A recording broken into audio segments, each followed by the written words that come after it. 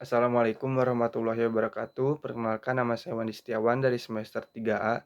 Di sini saya akan mereview materi pertemuan ke-10 mata kuliah Hukum Pidana Lanjutan dengan dosen pengampu yaitu Profesor Dr. Hajaheni Nuraini SHMH dan juga asisten dosen yaitu Dr. Muhammad Rendi Aridayandi SHMH.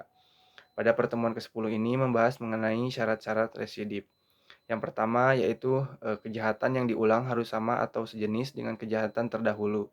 Kedua, antara kejahatan yang terdahulu dan kejahatan yang diulangi harus sudah ada keputusan hakim yang berupa pemidanaan yang mempunyai kekuatan hukum yang pasti dan tetap. Ketiga, pelaku kejahatan dalam menjalankan kejahatannya harus merupakan pencaharian atau khusus untuk pasal 216, 303 bis dan 393 syarat itu tidak ada. Keempat, pengulangannya dilakukan dalam tenggang waktu tertentu yang disebutkan untuk pasal-pasal 2 tahun sejak adanya keputusan hakim yang pasti atau tetap dalam pasal 137, 144, 208, 216, 303 bis dan pasal 321 KUHP. Dan juga yang 5 tahun sejak adanya keputusan hakim yang pasti atau tetap dalam pasal 155, 157, 161, 163, dan 393 KUHP. Tidak mungkin ada residip apabila keputusan hakim tidak berupa pemidanaan, melainkan pembebasan dari segala tuntutan dan pelepasan dari segala tuntutan.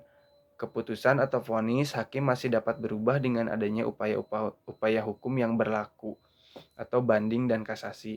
Keputusan hakim yang berupa penetapan atau besiking, misalnya keputusan yang menyatakan tidak berwenangnya hakim untuk memeriksa perkara tersebut, atau keputusan tentang tidak diterimanya tuntutan jaksa karena terdakwa tidak melakukan kejahatan, atau juga tidak diterimanya perkara karena penuntutannya sudah daluarsa. Yang perlu diperhatikan adalah bahwa saat pengulangan dihitung sejak adanya putusan hakim yang berkekuatan tetap. Jadi tidak disyaratkan apabila jenis pidana yang dijatuhkan oleh hakim sebelumnya dan juga tidak disyaratkan apabila pidana yang dijatuhkan itu sudah dijalankan atau belum, baik untuk sebagian ataupun seluruhnya.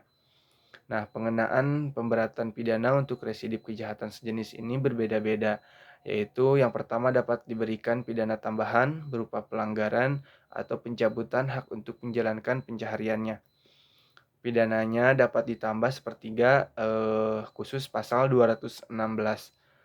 Terus yang ketiga, pidana dapat ditambah dilipat 2 kali, yaitu khusus untuk pasal 393, yaitu dari 4 bulan 2 minggu menjadi 9 bulan penjara. Mungkin cukup sekian review yang dapat saya sampaikan. Terima kasih. Wassalamualaikum warahmatullahi wabarakatuh.